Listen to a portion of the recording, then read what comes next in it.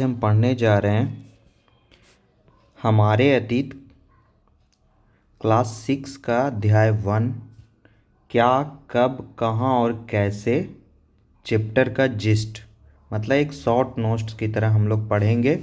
Point देखेंगे कि क्या है और कैसे क्या क्या उस चैप्टर में हम लोग जो पिछला वीडियो में पढ़े थे उसको किस तरह से उसको आगे भी लेके जाना है। तो सबसे पहले हम बात करेंगे कुछ कीवर्ड्स का। तो सबसे पहले बात करेंगे कि पहला पॉइंट है कि अतीत का अध्ययन क्यों करते हैं। अतीत का अध्ययन क्यों करते हैं। तो अतीत का अध्ययन करते हैं ये जानने के लिए कि पहले के हमारे जो लोग थे, हमारे जो पूर्वज थे, वो क्या खाते थे। मतलब रोटी कपड़ा और मकान। रोटी कपड़ा और मकान।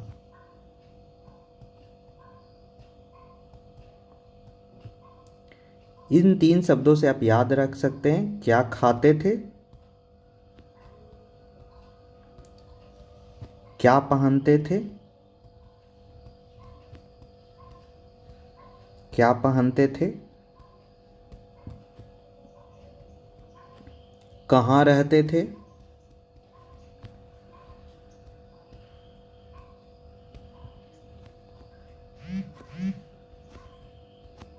और क्या करते थे। क्या क्या करते थे।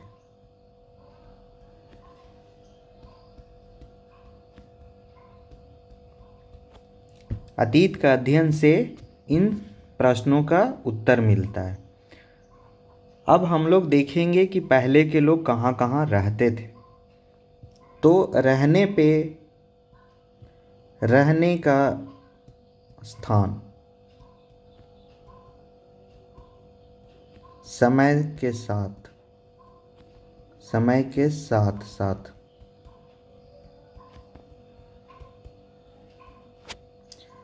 तो सबसे पहला जो जगह था जहाँ पे इंडिया में जो पहला जगह था जहाँ पे लोग रहे थे वो था नर्मदा नदी के किनारे।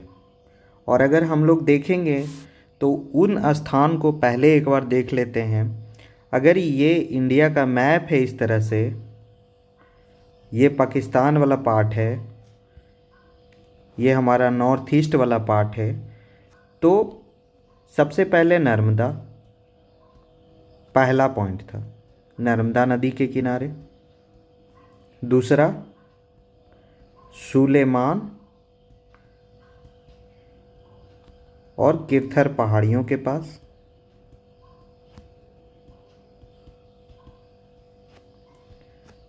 और तीसरा था गारो और विंध्य पर्वत। ये पहाड़ी विंध्य पहाड़ी। और चौथा था यहीं पे सिंधु नदी। और पांचवा था गंगा नदी। अगर आप लोगों ने पहला वीडियो में देखा होगा तो इसी तरह से 5 जगह था जो इम्पोर्टेंट था। अब इसको डिटेल से हम लोग पढ़ते हैं तो क्या क्या उसमें पॉइंट था। तो हम लोग पहला जो है वो है नर्मदा नदी। तो नर्मदा नदी में क्या इम्पोर्टेंट था। पहली बात तो वो वहाँ पे क्या थे, आरंभिक लोग रह रहे थे।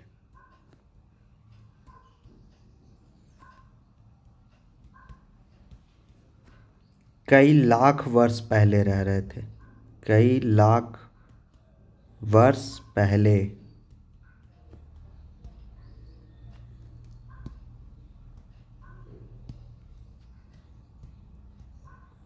पहले रहते थे। और क्या था, कुशल संग्राहक थे।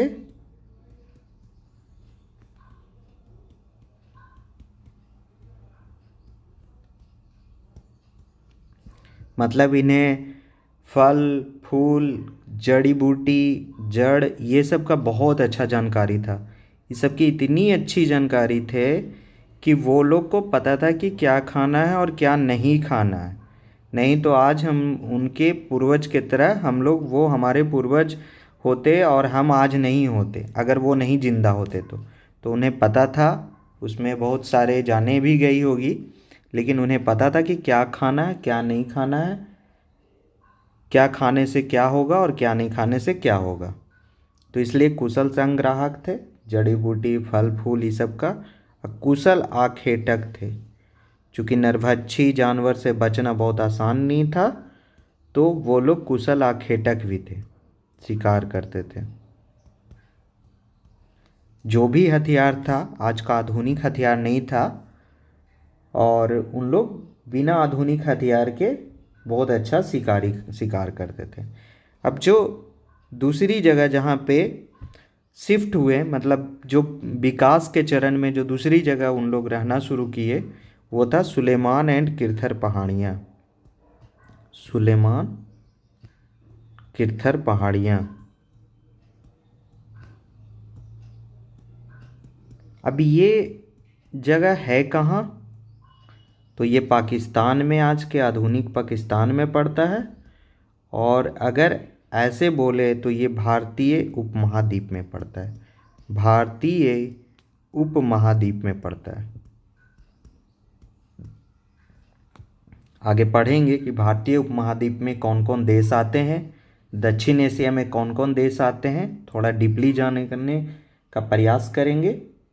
तो यहाँ क्या था कि 8,000 वर्ष पूर्व 8,000 वर्ष पूर्व स्त्री और पुरुष मिलके क्या किए थे, गेहूं और जौ का खेती शुरू किए थे। तो सबसे पहले किसका किए थे, जौ का। किसका किए थे, जौ का। उसके बाद किसका किए थे, गेहूं का। तो जौ फर्स्ट है। किसी एग्जाम में अगर पूछ दे कि पहली खेती किसकी हुई थी तो जौ का, और सेकंड गेहूं का। सेकंड गेहूं का 8,000 वर्ष पूर्व ये शुरू हो गया था। इतना समझ में आ गया। अब आगे बढ़ते हैं।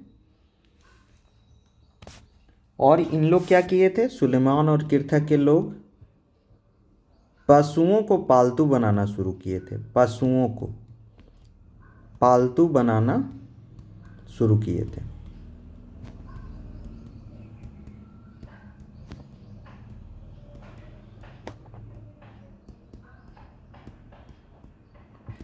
अब किन किन पशुओं को पालतू बनाना शुरू किए थे, तो भेड़, बकरी, गाय, बैल। यहाँ पे एक इम्पॉर्टेंट बात है जो मैं बता देना चाह रहा हूँ कि घोड़ा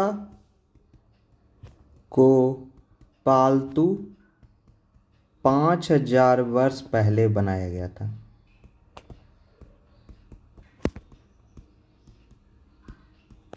पहले बनाया गया था मतलब कि 8,000 साल पहले घोड़ा को पालतू नहीं बनाया गया था। घोड़ा को पालतू नहीं बनाया गया था। और क्या था कि गांव के रूप में बसने लगे थे। तो गांव का प्रारंभ मतलब गांव में लोग रहने लगे थे। तो ये था सुलेमान किरथर और पहाड़ियों के बारे में, जहाँ पे लोग क्या क्या था, तो पाकिस्तान में था, भारतीय उपमहाद्वीप में था।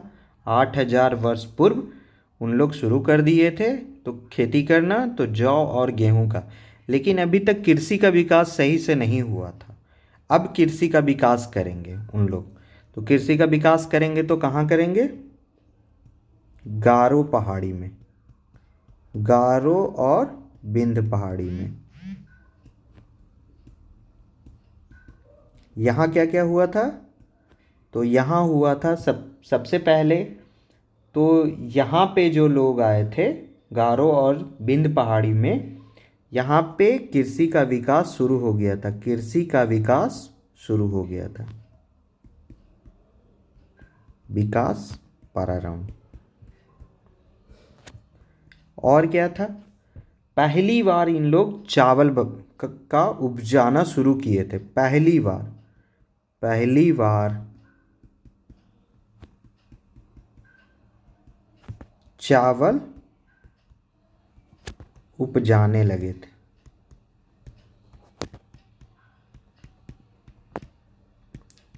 अगर आप एनसीईआरटी को ध्यान से पढ़िएगा तो ये चावल की खेती विंध्य में होने लगा था, विंध्य पहाड़ी के पास। मतलब इसमें गारो पहाड़ी का चर्चा नहीं किया, विंध्य पहाड़ी का चर्चा किया। कहते हैं कि कृषि का विकास का संबंध गारो से था और चावल का संबंध विंध्य से था। दोनों ही कृषि का प्रारंभ था, इसलिए दोनों को एक साथ पढ़ते हैं। दोनों थोड़ा बहुत आगे पीछे था, इसलिए दोनों को अलग अलग करके नहीं पढ़ते हैं। और ये जो विंध्य पहाड़ी था वो उत्तर भारत और दक्षिण भारत का प्राकृतिक सीमा बनाता था। किसका प्राकृतिक सीमा बनाता था? उत्तर भारत और दक्षिण भारत का। उत्तर भारत और दक्षिण भारत का ही सीमा बनाता था। और विंध्य पहाड़ी के उत्तर में शुरू हुआ था चावल का उपजाना, ना कि दक्षिण में। तो प्राकृतिक सीमा था उत्तर भारत एंड दक्षिण भारत का।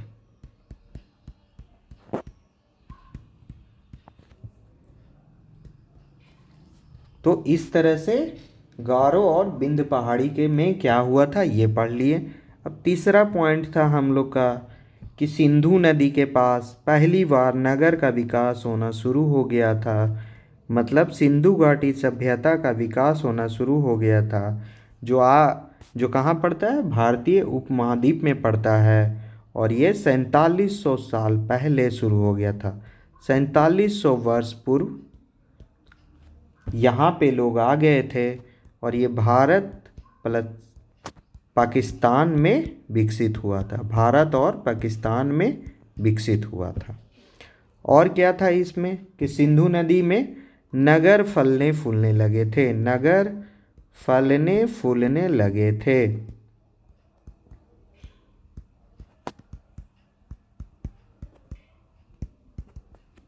नगर जो है फलने फूलने लगे थे। मतलब एक तरह से कह सकते हैं कि सिंधु घाटी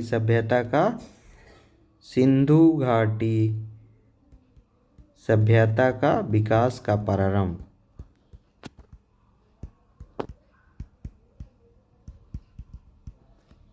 विकास का प्रारंभ। अब हम लोग ये सी था, तीसरा पॉइंट था सिंधु नदी वाला। अब चौथा पॉइंट है हम लोग का गंगा एवं सहायक नदी। गंगा का एक सहायक नदी है सोन नदी। तो गंगा और सोन नदी ये क्या है? इसकी सहायक नदी है। क्या है? सहायक नदी है। तो गंगा और सोन नदी के पास हम लोग 2500 वर्ष पूर्व रहने लगे थे। और यहाँ पे हम लोग क्या हो गया था? मतलब अगर इस किताब को ध्यान से पढ़िएगा तो इस किताब में साफ लिखा है कि हम 2000 को जीरो मान रहे हैं और उसके पीछे के साल को हम लोग पॉजिटिव करके लिख रहे हैं। तो मतलब 2500 साल पहले की बात है। मतलब कि ज़्यादा दिन पहले नहीं, 1000 साल पहले की बात है। मतलब कि अभी से 2500 साल पहले का बात है। लेकिन अगर जीरो से मानेंगे, मतलब ईसा मसीह के जन्म से अगर लेंगे तो 600-700 साल पहले की बात है। मगध का विकास हुआ भी था 600 ईस्वी पूर्व के आसपास से शुरू हो गया था। तो 2500 वर्ष पूर्व अभी से है। नगरों का विकास यहाँ पे शुरू हो गया था। ये भी नगर का ही विकास हुआ था, लेकिन ये विकास में सबसे ज़्यादा क्या था? मगध का विकास। मगध का विकास। किसका विकास होना शुरू हो गया था? मगध का विकास। तो ये 5 जगह है जो हम एक बार रिकैप कर लेते हैं। ये बहुत इम्पोर्टेंट है और ये इसको याद रखना है। तो अतीत का अध्ययन करते हैं। रोटी कपड़ा और मकान के चलते क्या खाते थे, क्या पहनते थे, कहाँ रहते थे, क्या क्या करते थे, इस चलते हम लोग ये जानने का प्रयास करते हैं कि हमारे पूर्वज क्या खाते थे, क्या पहनते थे, कहाँ रहते थे, क्या क्या करते थे। वो सब जानने के लिए हम इतिहास का अध्ययन करते हैं। रहने का स्थान समय के साथ साथ इनका बदलता चला गया। तो सबसे पहले इन लोग भारत में सबसे पहले नर्मदा नदी के आसपास बसे थे, और उसके बाद इन लोग फिर सुलेमान किरथर पहाड़ी के पास भी बसे, फिर उसके बाद गारो और विंध्य पहाड़ी के पास बसे, फिर सिंधु नदी के पास डेवलपमेंट हुआ जहाँ पे पहली बार नगरीकरण मतलब नगर का विकास देखने को मिलता है, और फिर उसके बाद गंगा नदी के पास बसे हैं जहाँ पे मगध जैसा एक विशाल राज्य का विकास देखने को मिलता है। तो नर्मदा नदी के पास क्या था कि आरंभिक लोग रहते थे, कई लाख वर्ष पहले रहते थे। वो वहाँ पे क्या थे, तो कुशल संग्राहक थे, कुशल आखेटक थे, और क्या थे, कुशल जन संपदा के जानकार थे, कुशल जंगल संपदा के जानकार थे, कुशल जानकार थे। किसके, तो जंगल संपदा के। किसके थे, जंगल संपदा के बारे में उनको पूरा जानकारी था कि कौन सा जड़ी बूटी क्या है, कैसे उसको यूज करना है, क्या खाना है, क्या पहनना है, इसका जानकारी था उनको। कैसे खाना है, खाने से मरेगा तो नहीं, जहर तो नहीं है, किस फल को खाने से हम लोग सही रहेंगे, किस फल को खाने से हमारा सेहत सही रहेगा, वो भी उनको जानकारी था। इस तरह से उन लोग आगे बढ़े, फिर सुलेमान किरकर पहाड़ियों के पास उन लोग बसे, बहुत लोग वहाँ पे रहें, और वहाँ पे पहली बार जौ और गेहूँ का उन लोग कृषि करना आरंभ कर दिए। तो 8,000 वर्ष पूर्व वहाँ पे रहना शुरू किए थे। पाकिस्तान में ये पड़ता है सुलेमान और किरथर पहाड़ियाँ, भारतीय उपमहाद्वीप का ये एक पार्ट है। और फिर क्या था कि पशुओं को पालतू बनाना शुरू कर दिए थे, पशुओं को पालतू बनाना शुरू कर दिए थे। तो भेड़, बकरी, गाय, बैल, ये सब को पालतू बनाए थे। यहाँ पे ध्यान देने वाली बात है कि घोड़ा को पालतू 5,000 साल पहले बनाया गया। मतलब कह सकते हैं कि सिंधु घाटी सभ्यता के आसपास में घोड़ा का जो कुछ कुछ मिलता है अस्थि पंजर, वहाँ से हम कह सकते हैं कि घोड़ा को पालतू बनाया गया होगा। गांव का प्रारंभ हो जाता है, यहाँ से गांव का, बस्ती का, कस्बे का ये सब बनना प्रारंभ हो जाता है। गारो और विंध्य पहाड़ी के पास कृषि का विकास शुरू हो जाता है। कृषि का विकास ज़्यादातर जो क्वेश्चन पूछा जाएगा उसमें कृषि का विकास गारो पहाड़ी के आसपास पूछा जाएगा कि गारो का संबंध कहाँ से, तो कृषि के विकास से। पहली बार चावल उपजाने लगे थे विंध्य पहाड़ी के उत्तर में। विंध्य पहाड़ी के उत्तर में पहली बार चावल उपजाने लगे थे, और ये विंध्य पहाड़ी क्या है, प्राकृतिक सीमा है उत्तर भारत और दक्षिण भारत का। सिंधु नदी के पास आके लोग बसने लगे, मतलब सिंधु घाटी सभ्यता का विकास होना शुरू हो गया। 4700 वर्ष पूर्व ये भी भारत और पाकिस्तान का पार्ट है, और नगर फलने फूलने लगे थे। और यहाँ पे पहली बार नगर शब्द आ गया, मतलब पहली बार नगरीकरण शुरू हो गया, पहली बार नगरीकरण शुरू हो गया यहाँ से। गंगा और सोन नदी 2500 वर्ष पूर्व, गंगा क्या है, सोन नदी, सोन जो है गंगा का सहायक नदी है, और यहाँ 2500 वर्ष पूर्व यहाँ आके बसने लगे लोग, और यहाँ पे नगरों का विकास हुआ, और यहाँ पे एक विशाल साम्राज्य मगध का विकास हुआ। तो हम लोग कुछ हेडिंग जो इम्पोर्टेंट वर्ड है उसको हम लोग एक बार देखते हैं। तो सबसे पहले क्या था, सुलेमान और किरथर, नर्मदा नदी, नर्मदा वर्ड को याद रखना है। कुशल संग्राहक थे, कई लाख वर्ष पहले याद रखना है। कुशल आखेटक थे, कुशल जानकार थे, ये याद रखना है। सुलेमान किरथर पहाड़ी को याद रखना है। ये क्या है, 8,000 वर्ष पूर्व। ये जौ जो है फर्स्ट है, पहली बार जौ का उपजाना शुरू किए थे, और गेहूँ सेकंड है, ये याद रखना है यहाँ पे। और पशुओं को पालतू बनाना शुरू किए थे, क्या किए थे, पशुओं को पालतू बनाना शुरू किए थे। तो भेड़, बकरी, गाय, बैल को। घोड़ा को क्या किए थे, 5,000 वर्ष पहले बनाए थे, और यहाँ से गांव का प्रारंभ हो गया। फिर गारो और विंध्य पहाड़ी है, यहाँ पे गारो में क्या हो गया, कृषि का विकास शुरू हो गया, और चावल का उपजाना विंध्य के उत्तर में शुरू हो गया। और सिंधु नदी के पास क्या हुआ, पहली बार नगर फले फूले, और 4700 वर्ष पूर्व यहाँ पे लोग आके बसने लगे, और सिंधु घाटी सभ्यता का विकास हो गया। गंगा और गंगा का सहायक नदी जो सोन है उसके पास 2500 वर्ष पूर्व नगर का विकास हुआ और एक विशाल साम्राज्य का विकास हुआ मगध का। अब हम लोग आगे पढ़ेंगे किसका? अब ये पढ़ेंगे कि यात्रा क्यों करते थे, पहले के लोग यात्रा क्यों करते थे। यात्रा यात्रा क्यों करते थे? तो क्यों क्यों करते होंगे, किस किस कारण से करते होंगे? तो काम की तलाश में करते थे, काम की तलाश में करते थे। और क्यों करते थे? आपदा के कारण। कौन सा आपदा? प्राकृतिक आपदा। आज का आपदा नहीं कि विश्व युद्ध हो गया वो वाला आपदा नहीं, प्राकृतिक आपदा के कारण यात्रा करते थे। और युद्ध के कारण करने लगे थे, युद्ध के कारण। चूँकि मगध का जब विकास हुआ तो युद्ध शुरू हो गया, मगध अगल बगल क्षेत्र पे अपना वर्चस्व जमाने लगा और इस तरह से वहाँ के लोग यहाँ कभी वहाँ जाने लगे। और व्यापार हेतु भी करते थे, मसाले का व्यापार के लिए तो प्रसिद्ध था ही, तो और भी बहुत सारा व्यापार करने के लिए करते थे। और धार्मिक गुरु लोग भी करते थे। धार्मिक गुरु लोग क्या करते थे? प्रचार संदेश करने के लिए, संदेश को यहाँ से वहाँ अपने साथ नए नए लोगों को जोड़ने के लिए धार्मिक गुरु भी यात्रा करते थे।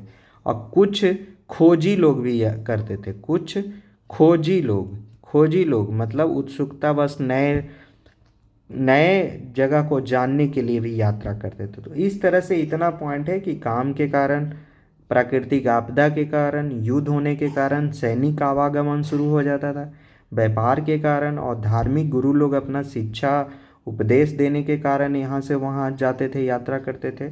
और खोजी लोग जो थे वो उत्सुकता बस नए नए जगह को खोजने के चक्कर में यहाँ से वहाँ यात्रा करते थे। इस तरह से यात्रा। अब इस यात्रा से होता क्या था, यात्रा का लाभ क्या था? तो यात्रा का लाभ सबसे पहले था कि एक दूसरे के विचारों का आदान प्रदान हुआ। तो विचार का, संस्कार का, संस्कृति का, ज्ञान का, ये सब का क्या हुआ? आदान प्रदान शुरू हो गया। क्या शुरू हो गया? आदान प्रदान शुरू हो गया। मतलब दूसरे के ज्ञान को भी हम जानने लगे। और उसी तरह से इसमें लिखता भी है कि क्या क्या शुरू किए। तो हम लोग यहाँ पे 2-3 तरह की चीज़ों को सीखें। क्या सीखें? तो सबसे पहले तो हम लोग सीखें कि पत्थर को कैसे तराशा जाता है, पत्थर तराशना नए तरीके से सीखें। फिर सीखें पुराने लोग जो होंगे जो पत्थर से अपना औजार बनाते थे, कैसे संगीत बनाया जाता है, संगीत का कैसे रचना किया जाता है वो सीखें। और क्या सीखें? और सीखें कि भोजन बनाने के नए नए तरीक़ों को सीखें। और भोजन बनाने के नए नए तरीक़ों को सीखें, मतलब पका के खाना है, कच्चा खाना है, किसको पकाना है, किसको कच्चा खा लेना है, ये सब चीज़ सीखना शुरू किए। तो इस तरह से यात्रा का लाभ हुआ। अब हम लोग चलते हैं कि देश का नाम कैसे पड़ा, हम लोग के देश का नाम कैसे पड़ा, देश का नाम कैसे पड़ा। तो देश का नाम कैसे पड़ा, इसमें क्या है कि कुछ कुछ इम्पॉर्टेंट लाइन है। जैसे इंडस, इंडस शब्द जो क्या है, ये इसको संस्कृत में सिंधु कहते हैं, संस्कृत में इसको सिंधु कहते हैं, संस्कृत में सिंधु कहते हैं। और ईरानी और यूनानी इसको क्या कहते हैं? संस्कृत में तो इसको सिंधु कहते हैं और ईरानी और यूनानी इसको, ईरानी एवं यूनानी इसको हिंदोस और इंदोस कहते हैं, हिंदोस और इंदोस कहते हैं। क्योंकि संस्कृत में हम लोग उस समय संस्कृत ज़्यादा बोलते थे तो सिंधु तो बोलते थे, लेकिन ईरानी एवं यूनानी लोगों को नहीं बोलने आता था, इसीलिए उन लोग क्या बोलते थे? हिंदोस एवं इंदोस। और इसीलिए सिंधु के पूर्व, सिंधु नदी अगर यहाँ पे है तो इसके पूरब जो लोग रहते हैं, यहाँ पे भरत जन के लोग रहते थे। भरत जन का एक आदिवासी टाइप का जन थे जो रहते थे, तो इनको सिंधु के पूर्व जो लोग रहते थे उनको क्या बोले उन लोग कि इसको भारत बोलेंगे, जो बाद में एक देश का नाम पड़ गया। इस एरिया को इन लोग इस एरिया को इन लोग क्या बोलने लगे, भारत बोलने लगा, और इन्हीं के भरत जन के नाम पे भारत पड़ गया बाद में। और सिंधु के जो पूरब के जो लोग थे, यूनानी एवं ईरानी, इसको इंडिया बोले। ईरानी एवं यूनानी क्या बोले, इसको इंडिया बोले। इसको क्या बोले, इंडिया। और भरत जन के चलते क्या नाम पड़ गया, भारत। क्या पड़ गया, भारत। तो सिंधु के पूरब, ठीक है, तो ये इंडिया हो गया। और सिंधु के पूर्व देश को क्या बोले, इंडिया बोले, सिंधु के पूर्व।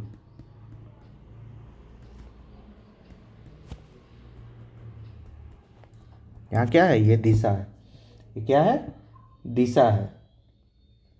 और उत्तर पश्चिम, चूंकि ये वाला पार्ट क्या कहलाएगा, इधर से अगर देखेंगे तो उत्तर और पश्चिम कहलाएगा। तो उत्तर पश्चिम में एक जन रहता था जिसको क्या कहते थे, भरत जन। उसके नाम पे क्या पड़ गया, उसके नाम पे पड़ गया भारत। क्या पड़ गया, भारत।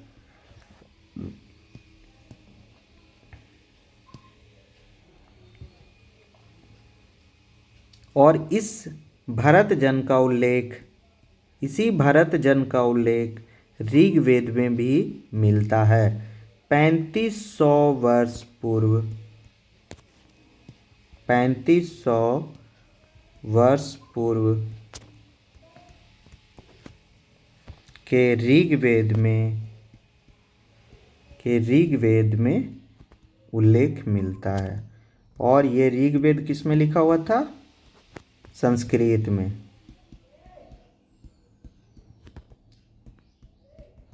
और ये ऋग्वेद किस में लिखा हुआ है, संस्कृत में। किस में है, संस्कृत में,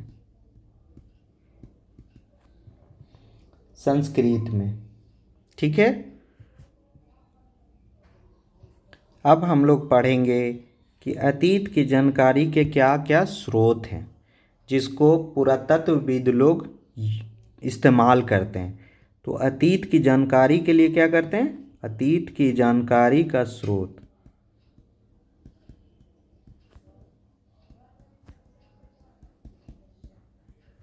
दो टाइप का स्रोत है, एक है पांडुलिपि और एक है अभिलेख। एक है अभिलेख। एक एक करके पढ़ते हैं, पांडुलिपि से क्या मिला क्या नहीं मिला शॉर्ट में।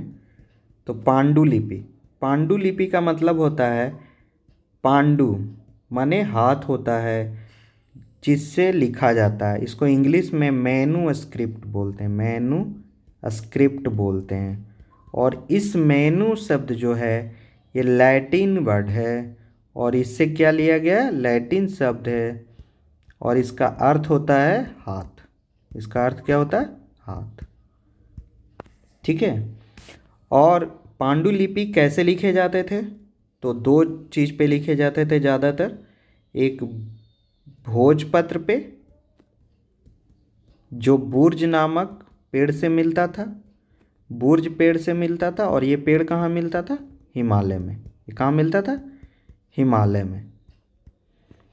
और एक ताड़पत्र पे, और एक ताड़पत्र पे साफ करके बढ़िया से उसको धो धा के और दोनों तरफ छेद करके उसको एक जगह कागज़ की तरह इस्तेमाल किया जाता था।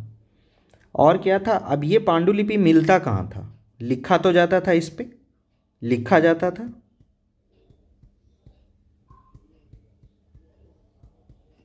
मिलता कहाँ था, मिलता था कहाँ, तो मंदिर में और विहार में, मंदिर और विहार में मिलता था।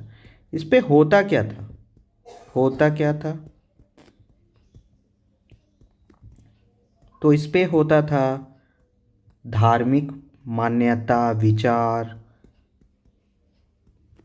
नियम, सभी धार्मिक चीज़ों का वर्णन होता था। राजा के बारे में वर्णन होता था और औषधि के बारे में वर्णन होता था और विज्ञान के बारे में वर्णन होता था कि किस तरह से विज्ञान, जैसे शून्य का या जो बाद में समय के साथ निकला, या जिस तरह से हम लोग मोहनजोदाड़ो में किस तरह से ग्रिड पद्धति से इस्तेमाल करते थे, ये सब का चीज़ें पांडुलिपि पे लिखा हुआ मिलता था। और इस पांडुलिपि किस तरह का होता था? तो होता था जैसे महाकाव्य, कविताएं, नाटक। और किस भाषा में होता था ये? इसकी भाषा क्या थी? तो इसकी भाषा थी, जैसे महाकाव्य वगैरह की भाषा थी संस्कृत। आम जन लोगों जो कविताएं नाटक करते थे उसकी भाषा थी प्राकृत। मतलब प्राकृत जो थे वो आम लोग की भाषा थी, आम लोग की भाषा थी। और संस्कृत जो है ऊंचे लोग की भाषा थी, ऊंचे लोग की।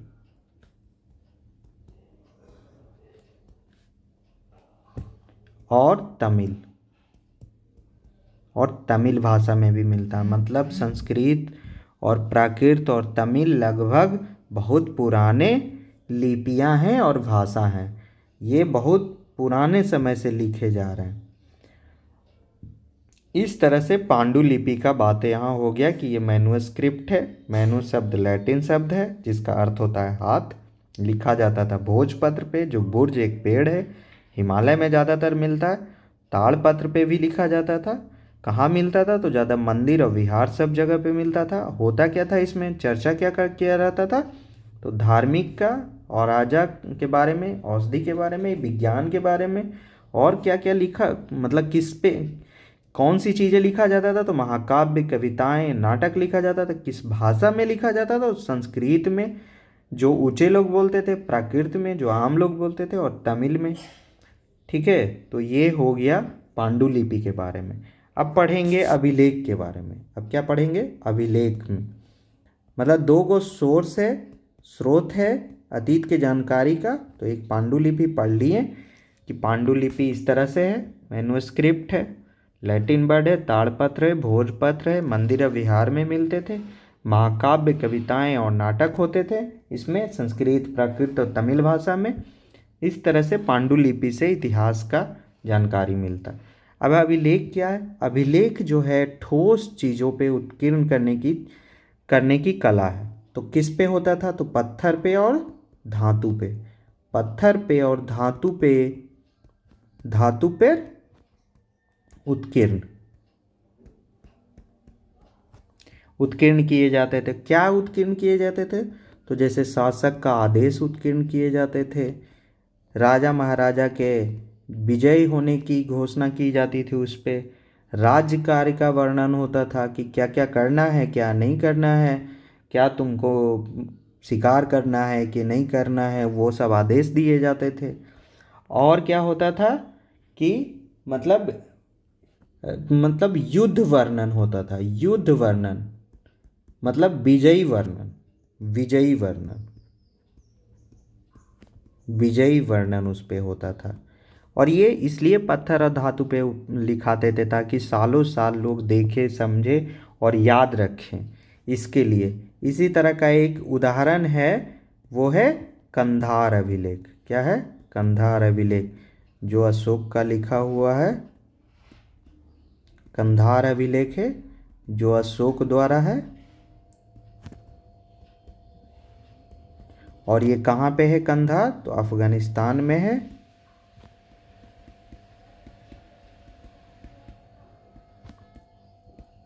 अफगानिस्तान में है।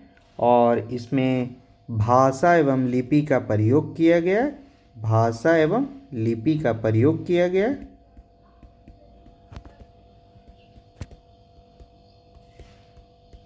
अब इसमें दो लिपि का प्रयोग किया गया, एक अरामैक और एक यूनानी लिपि का प्रयोग किया गया है। इसमें दो भिन्न लिपि का प्रयोग किया गया, दो भिन्न लिपि का, है ना, दो भिन्न लिपि का प्रयोग किया गया।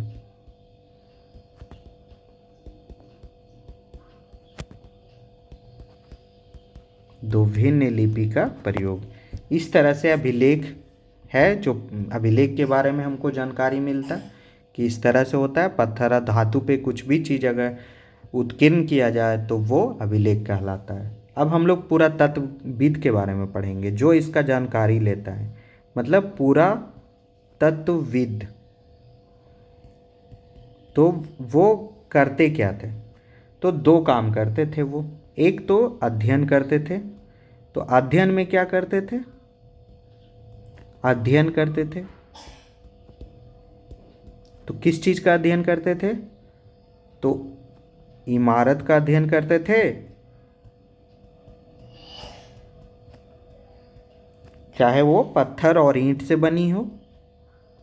पत्थर और ईंट से बनी इमारतों का अध्ययन करते थे, चित्रों का अध्ययन करते थे, मूर्तियों का अध्ययन करते थे।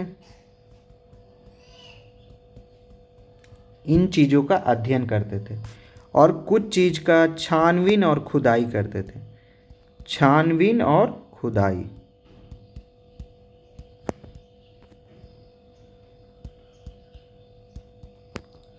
उसका क्या करते थे?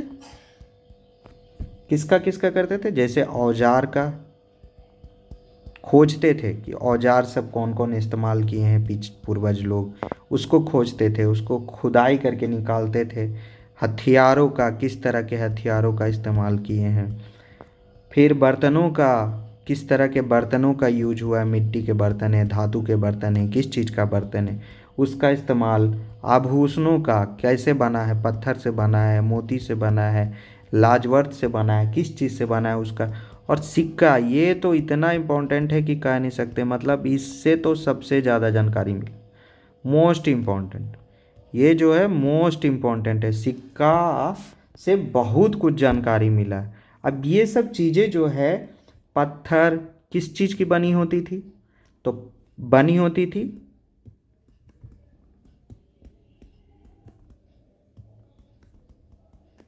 पत्थर का, पक्की धातु का, पक्की मिट्टी का, ये सब चीज़ें की बनी होती थी। पक्की मिट्टी का, और ये सब चीज़ें बनी होती थी तो जल्द भी नष्ट नहीं होती थी, जल्द ना नष्ट होने वाली।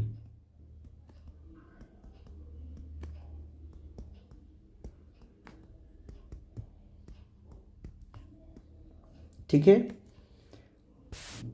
तो इस तरह से पुरातत्वविद लोग अध्ययन करते थे, इमारतों का, चित्रों का, मूर्तियों का छानबीन और खुदाई करते थे, औजारों का, हथियारों का, बर्तनों का, आभूषणों का, सिक्कों का।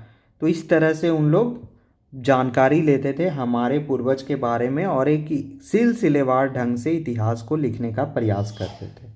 अगर मान ले कि उनको जानना होता था कि वो क्या खाते थे, क्या खाते थे जानना हो, तो कैसे जानेंगे?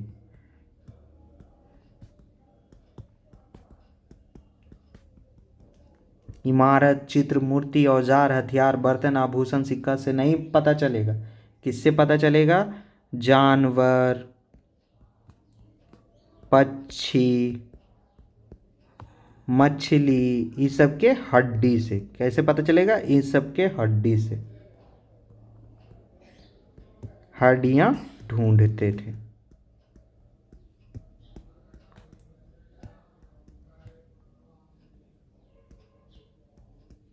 इससे तो ये पता चलेगा, जो मांसाहारी लोग थे उनके बारे में तो पता चल जाएगा कि क्या खाते थे, लेकिन जो शाकाहारी लोग थे, अब कंद फूल खाते होंगे, जड़ खाते होंगे, तो उसका तो वनस्पति अवशेष रहना बड़ा मुश्किल है।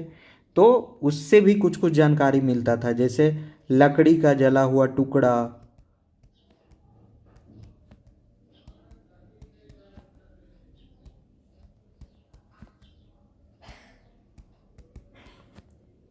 अन्न का जला हुआ टुकड़ा,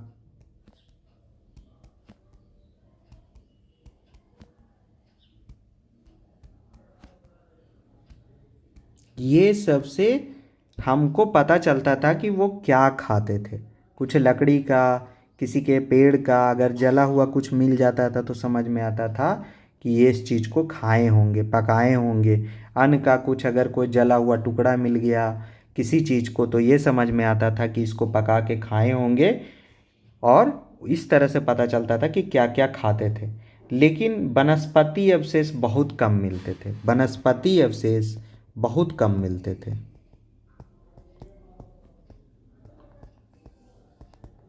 अवशेष बहुत कम मिलते थे।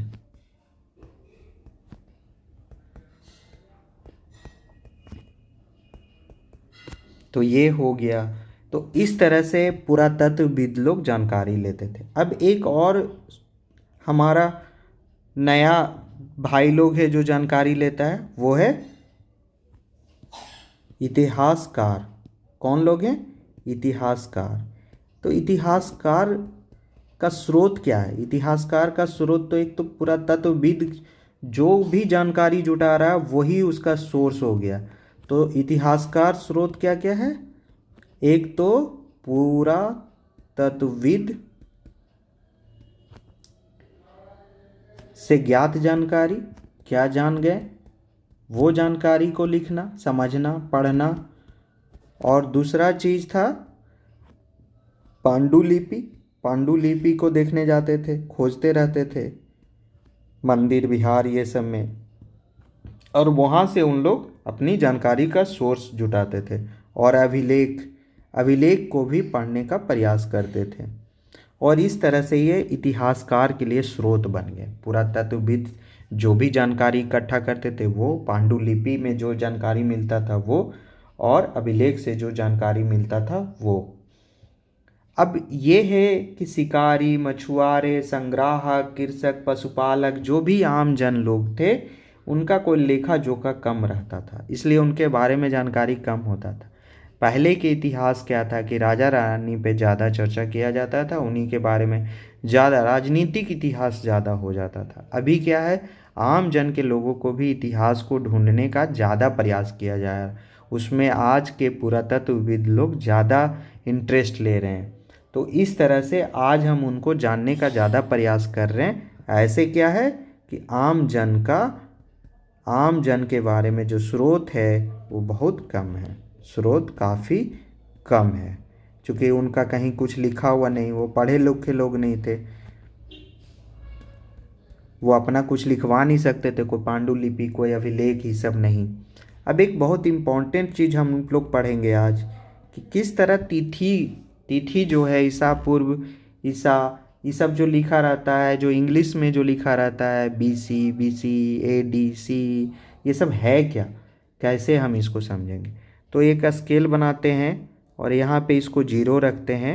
ये क्या है? ईसा मसीह का जन्मदिन, ईसा मसीह का के जन्म का साल, जन्म का वर्ष। तो अगर हम इधर क्या है, पॉजिटिव, जो आज है, हम 2023 आज, तो इधर जो है वो है AD और क्या है C, और इधर जो है निगेटिव, जैसे 1,00,000 वर्ष पहले। तो इधर जो है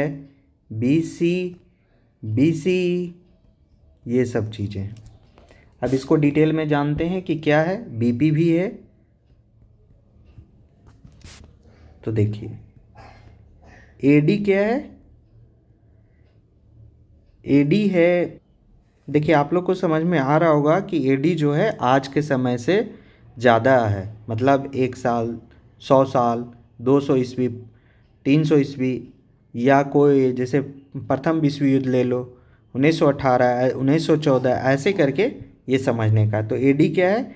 एनो डोमिनी, एनो डोमिनी। और C क्या है? Common era, common, common era, common era.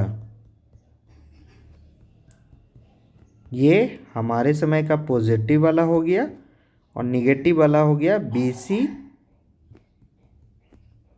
Before Christ, before Christ.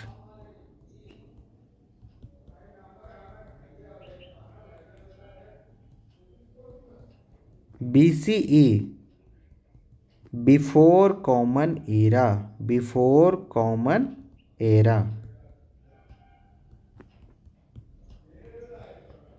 और BP हो गया बिफोर प्रेजेंट।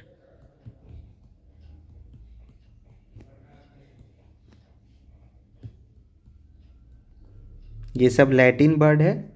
मतलब AD का मतलब होता है, AD का मतलब होता है ईसा मसीह के जन्म के बाद। ईसा मसीह के AD का मतलब होता है ईसा मसीह के जन्म के बाद। कॉमन एरा भी कहते हैं कुछ जगह पे। और ये हो गया पॉजिटिव में और ये हो गया निगेटिव में, मतलब पीछे, मतलब before Christ, before common era, before present. तो ये हम तिथि के बारे में समझ गए कि क्या क्या तिथियां हैं, कैसे कैसे है और क्या क्या है। ठीक है, अब हम लोग समझेंगे कि भारत में तिथि का प्रयोग कब हुआ।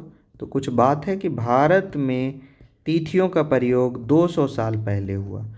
तिथियों का प्रयोग 200 साल पहले हुआ। 200 वर्ष पहले। अब कुछ इतिहासकार जो है किस तरह से नाम का पहले के अक्षर को जानकारी लेते थे वो पता करते हैं। तो एक जगह है रोसेटा। रोसेटा एक जगह है जो मिस्र में है। और मिस्र कहाँ है? उत्तरी अफ्रीका का एक देश है। उत्तरी अफ्रीका का एक देश है। इसी को इजिप्ट कहते हैं, मिस्र को ही। वहाँ पे ना, वहाँ पे एक तख्ता मिला है जो 3 तरह से लिखा हुआ है।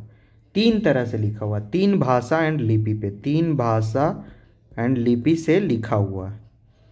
जिसमें क्या है कि एक जो है यूनानी भाषा लिपि है और 2 जो है मिस्री, और 2 जो है मिस्री भाषा लिपि है।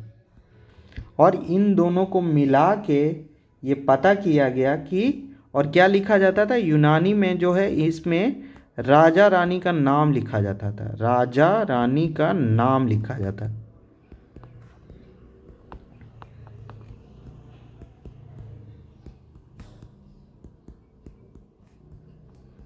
अब कुछ शब्द यूनानी में लिखा गया तो कुछ यूनानी लोग पढ़े, कुछ मिस्री में लिखा गया तो कुछ मिस्री लोग पढ़े। और इस तरह से करके एक पता चला कि एल जो है वो क्या है, एल अक्षर जो है शेर को दर्शा रहा है, मतलब शेर से जो लिखा गया वो एल है।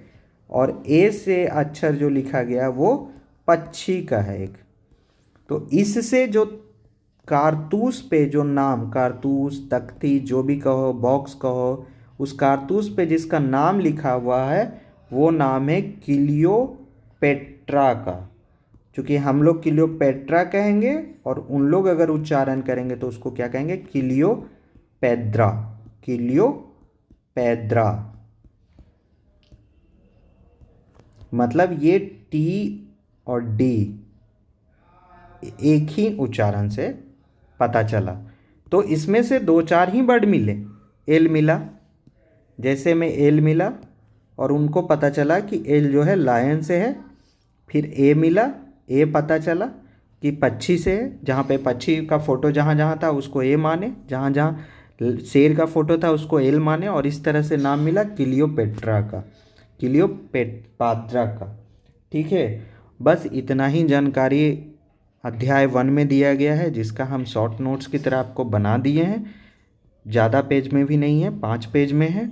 और इसको आप लोग रिवीजन कीजिए, बढ़िया से पढ़िए। और अगर अच्छा लगे तो सब्सक्राइब और लाइक करिए। ठीक है, थैंक यू।